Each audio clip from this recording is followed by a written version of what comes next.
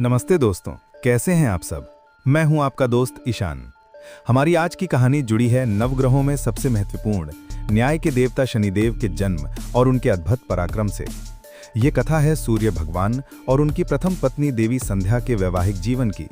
सूर्य ने देवी संध्या से विवाह किया और उनके 3 तेजस्वी संतानें हुईं, वैवस्वत मनु, यम मृत्यु के देवता और यमुना। देवी संध्या एक पवित्र पत्नी थी, लेकिन उनके लिए एक असाधारण चुनौती थी। वे सूर्य के चमकदार तेज और गर्मी को सहन नहीं कर पा रही थीं। वे जानती थीं कि सूर्य के साथ रहने के लिए उन्हें अपनी शक्ति बढ़ानी होगी। इसलिए संध्या ने सूर्य के ताप का सामना करने के लिए कठोर तपस्या करने का निर्णय लिया, लेकिन वो अपनी इस योजना को किसी पर प्रकट नहीं करना चाहती थी। संध्या ने अपनी तपस्या के दौरान अपने ही रूप जैसी एक और स्त्री को जन्म दिया और उसका नाम रखा छाया। संध्या ने छाया से कहा कि वो उनकी अनुपस्थिति में सूर्य की पत्नी और उनके बच्चों की मां बनकर रहे। ये कहकर देवी संध्या तपस्या करने के लिए जंगलों में चली गईं। छाया रूप रंग में बिल्कुल संध्या जैसी दिखती थी, इसलिए सूर्य भगवान उन पर जरा भी संदेह नहीं कर पाए। छाया के माध्यम से सूर्य भगवान के 3 और तेजस्वी शिशु हुए, दूसरे मनु, देवी ताप्ती और शनिदेव। इसीलिए शनिदेव को सूर्य का पुत्र और यम का भाई कहा जाता है।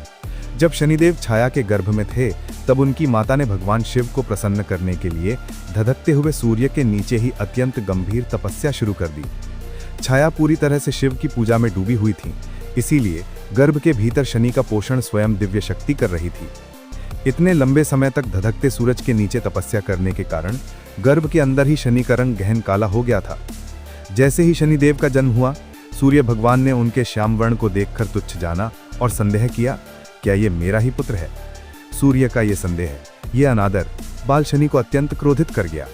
नाराज हुए शनिदेव ने जब अपनी शक्ति से भरी क्रोधित नजर अपने पिता पर डाली, तो शनिदेव की शक्ति के कारण स्वयं सूर्य भी काले रंग में झुलस गए। उनका तेज क्षण भर के लिए फीका पड़ गया। बाद में सूर्य भगवान ने अपनी गलती के लिए पश्चाताप किया और भगवान शिव की पूजा की। तब शिव ने उन्हें बताया कि क्यों शनि इतने काले थे। ये सब उनकी माता के कठोर तपस्या का परिणाम था। इस सच्चाई को जानने के बाद सूर्य भगवान अपने पुत्र शनिदेव के साथ खुश हुए और दोनों एक दूसरे को बेहतर समझने लगे। शनिदेव भगवान शिव के एक महान और प्रेरक शिष्य बन गए। शिव शनिदेव की अटूट भक्ति और ईमानदारी से अत्यंत प्रसन्न थे, इसलिए उन्होंने शनि को यह वरदान दिया कि उन्हें पृथ्वी पर पैदा हुए जीवन पर एक महत्वपूर्ण ग्रह का स्थान दिया गया। उन्हें यह जिम्मेदारी सौंपी गई कि वे लोगों के द्वारा किए गए कर्मों के प्रभावों को न्यायपूर्ण तरीके से उन तक पहुंचाएं। इसीलिए शनिदेव को कई लोग क्रूर मानते हैं, पर वास्तव में वो बेहद उदार और न्यायप्रिय हैं। वो अपने भाई यम यानी मृत्यु के देवता की तरह ही इतने न्यायप्रिय हैं कि वे लोगों के द्वारा किए गए कर्मों के अनुरूप सही प्रकार के परिणाम प्रदान करते हैं। ये कथा हमें सिखाती है कि अच्छे कर्मों के साथ शनिदेव की प्रार्थना करने से उनका आशीर्वाद मिलता है और हमारे बुरे कर्मों का फल भी कम भुगतना पड़ता है। आज के लिए बस इतना ही। फिर मिलेंगे एक नई ज्ञानवर्धक कहानी के साथ। अगर आपको ये कहानी अच्छी लगी हो तो प्लीज़ वीडियो को लाइक करें और हमारे चैनल अस्तित्व की खोज को शेयर और सब्सक्राइब करना न भूलें। धन्यवाद।